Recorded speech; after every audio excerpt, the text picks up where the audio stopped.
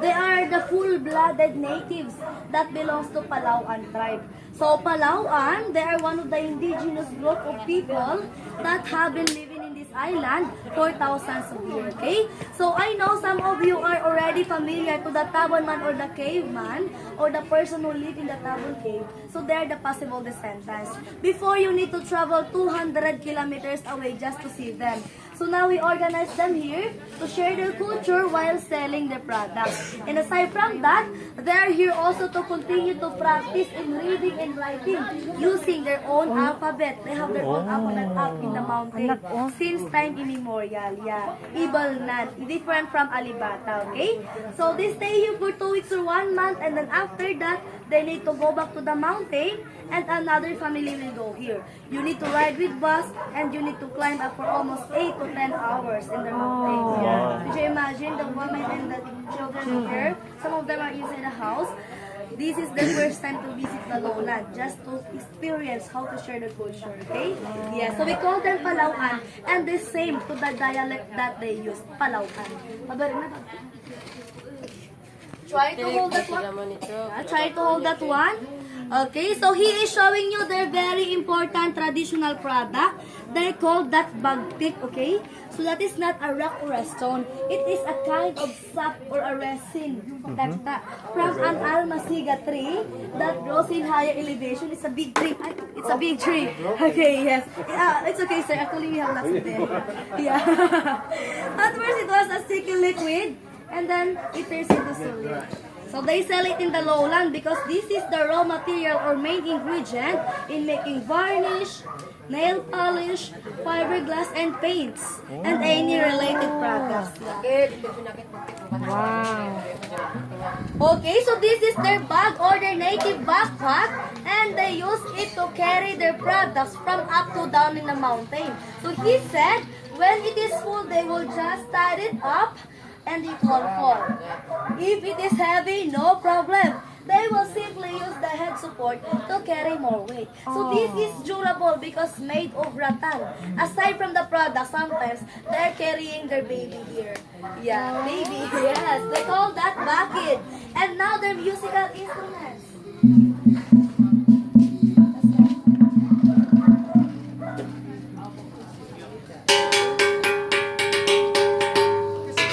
Okay, so the two big here they called as agong or gong, and the two small there they called as sanang. So those musical instruments are now around 100 years old, okay? Handed down by their ancestors. And if you are asking, they don't made that because we don't have metal before. So those are the evidences that their ancestors had a trading relationship or exchanging the products into other countries. That's why they have metal crops right now, especially in the Southeast Asia. Ayan. So they have a native drum. It is made of hollow wood that they carve, it, and on top, they put animal skin. So it's a cow skin on top. Not only cow skin, sometimes they're using bear cat skin, skin of the snake, skin of the lizard, monkey, or any animals in the mountain. Yeah. And the meat they're eating. Okay. Before the arrival of the modern guitars, ayan, before your 6-string, before your electric guitars, the Palawan tribe had their own 2-string native guitar. And remember, this is considered as one of the oldest guitar here in the Philippines. So it was included in our history. In their dialect, they call this kudlungan or kushapi, kudjapi in Tagalog. Yes. So they will play music. And the music was entitled Bagit. When we say Bagit, it means bird song. So most of the music are more about nature, okay?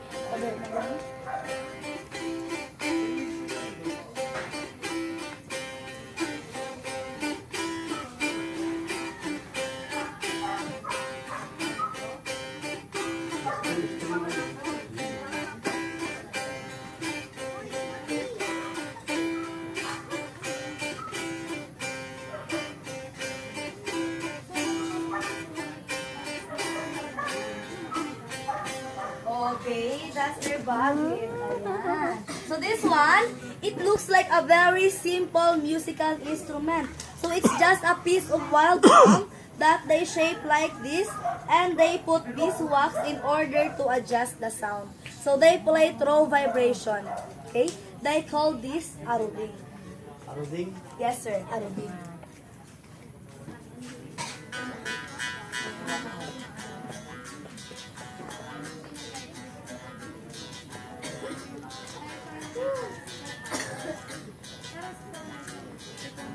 I'm driving away the mosquito. Okay. Okay, so that's their aruding. Ayan. So now, they will show to us their hunting tools. By the way, they don't dance here because tribal dances are rituals or sacred. Yeah. So they don't dance to entertain tourists or visitors. Okay? Yeah, so now they will show to us their hunting tools because they are hunter-gatherer. In the mountain, they plant every rainy season. So the rest of the year, like summer, they hunt animals to be eaten. Try to hold that one, sir. Ayan. Try to hold this one, ma'am. Those spears are now around 100 years old, handed down by their ancestors, and they pass that generation to generation. Okay? Yeah. The metals are came from the trading also. They only change the handle after several years because that is made of rattan also, so durable. Yeah. Okay? But this one is their special kind of spear. May I borrow first? So this is their special kind of spear. So let us know why. If they have a target, they will just throw it from a distance. For example, it hits the target. This one will pierce through and get stuck because of the hook. So if the target run away, this two will separate and the handle will hang on the trees. Okay? That's the time that the target will cannot run away. And that's the time also that they will use this one. They will follow up on it, this one, yeah. Okay? Ayan. Aside from the spears in their tribe, instead of using bow and arrows, they have blow dart or blow gun. Sometimes we call that sumpit in Tagalog, but they call that sipukan. Okay? Sipukan. So they will show us on how to use that one. Ayan. Tabi naman natin si ma'am kasi yung target is the wild boar. Oh, auntie! May target sila dyan. Sit down. Dito Yes, kayo. ma'am, no need to stand up, ma'am. May lamok The dito. target is the little border on the board. Watch them. Dito, ma'am. Okay, ayan. So that's their blow dart. So they can hit farther from that. It depends on how strong they blow. But of course, not only that, okay? For those bigger animals that they're hunting, they're putting deadly poison on every tip of arrow. So the poison came from the plant. This one. Okay? It is one of the plants that they use to make the deadly poison. Okay? They call that dita. But not only that, there is a process. First, they need to collect the sap or the liquid part of the plant. Second, they will mix into other sap of the trees. And the last one, they need to cook in a slow fire to make it deadly. So once it hits the target using that deadly poison, in just a matter of a minute, the target will die. Okay? But of course, they can safely eat the meat. They will just simply wash with water so the poison will disappear. And that's the wonder of nature. So if accidentally that they hit someone like us or them, that's the wonder of nature also. Say goodbye in a few minutes. Antidote for that, very dangerous, okay? So later, you can check the real darts there with the deadly poison on the frame there on the side. So they have different types of darts for different types of target for birds, squirrels, or monkeys. But one good thing, they only use those hunting tools up in the mountain because that is the part of their main diet. So here, they don't shoot any animals to be eaten since they have the good share with the project. And whatever donations that they have from our guests, at the end of the day, they share that. So they can buy many foods in our market. They don't shoot birds and squirrels here. Yeah. Last one, he will show us on how to make a fire using the flint stone and a piece of metal. Okay, aside from the stone and metal, they have the cotton from the young shoots of palm.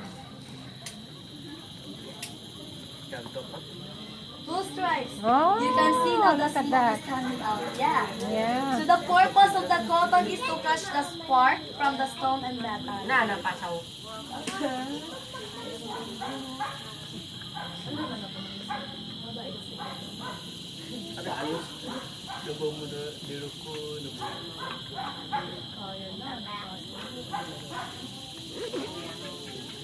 Yeah, but like their tawag dito, their main children, some of them who lives along our community or in the lowland, they are now using matches and lighters. But for them, of course, they're living in the interior forest.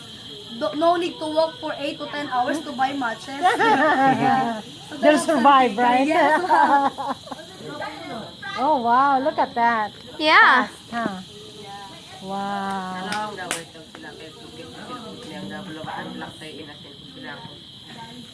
Wow, look at it. Okay. Yes. Not only waterproof, fireproof also. Their thing is fireproof.